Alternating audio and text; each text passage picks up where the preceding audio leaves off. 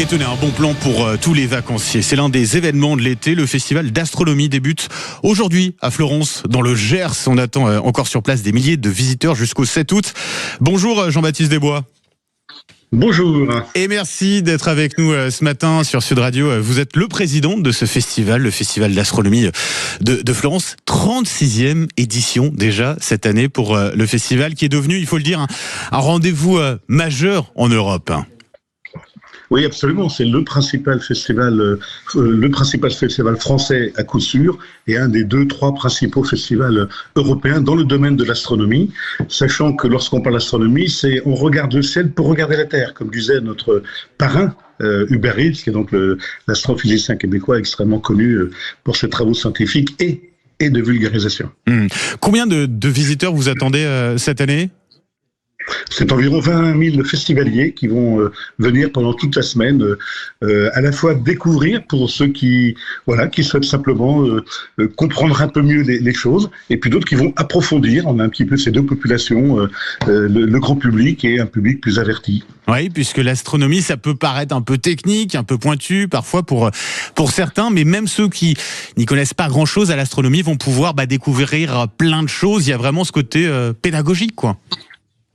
Oui, absolument. Vous dites que l'astronomie peut être compliquée. En fait, l'astronomie, c'est d'abord très simple. C'est avoir simplement envie, être curieux, avoir envie de regarder le ciel et d'essayer de comprendre un petit peu mieux ce que c'est. Mais ça commence par la contemplation, par les questions que pose le ciel. C'est quoi une constellation ? Pourquoi il y a parfois des objets, pour le dire comme ça, dans le ciel qui brillent un petit, qui scintillent un petit peu, d'autres qui sont fixes. Différence tout bête, une qui est une étoile lointaine, l'autre qui est une planète proche.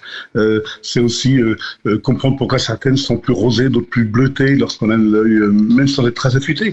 Donc voilà, c'est simplement ça commence par ça. Et effectivement, c'est un premier pas vers la science et vers une science qui ensuite devient complexe parce qu'on en vient vraiment à la compréhension de l'univers, etc. En tout cas, c'est un rendez-vous qui est fait aussi pour les familles, les enfants. On peut y aller. Absolument. Alors, on a une diversité d'offres extrêmement large, je dirais pour tous les âges, pour tous les goûts, pour tous les niveaux. On y vient pour 1 heure, on y vient pour une journée ou une demi-journée, on y vient pour la semaine. Et il y a une offre famille qui, en plus, a été amplifiée encore cette année. On a ce qu'on appelle le village des jeunes, ça s'appelle le village des Schlops. Je vais pas décrire pourquoi, mais et donc ce village, c'est un village un petit peu de jeux enfants. Il y a des observations du ciel et du soleil que nous proposons cette année, qui sont gratuites en l'occurrence. Vous voyez, on a des offres gratuites, des offres payantes. On a développé cette année aussi, en parallèle du Festival du film scientifique, une offre de cinéma pour les jeunes et pour les enfants.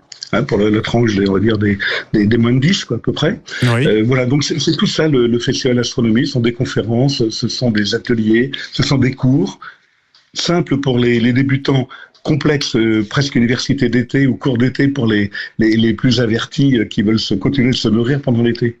Avec un rendez-vous qui sera très attendu, l'éclipse solaire, c'est ça, c'est le 12 août ?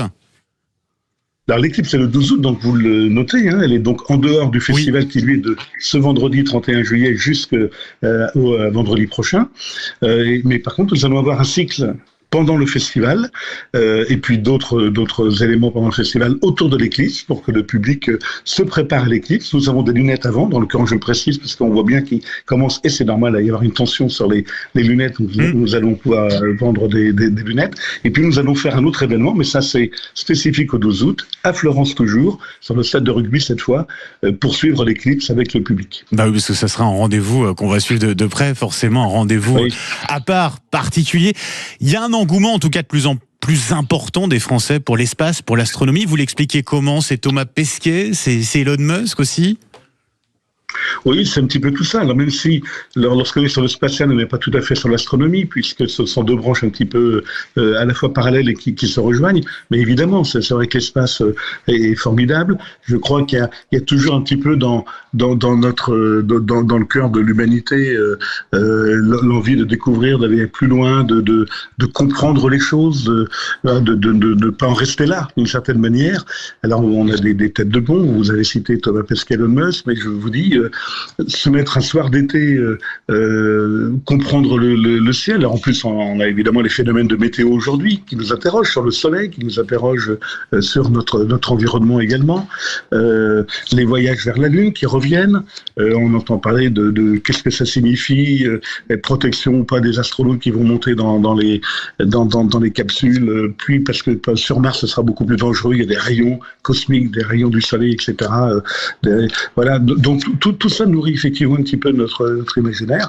Et puis évidemment tout ce qui est littérature. Je pense à la science-fiction par exemple, qui est extrêmement riche aussi dans tous ces domaines.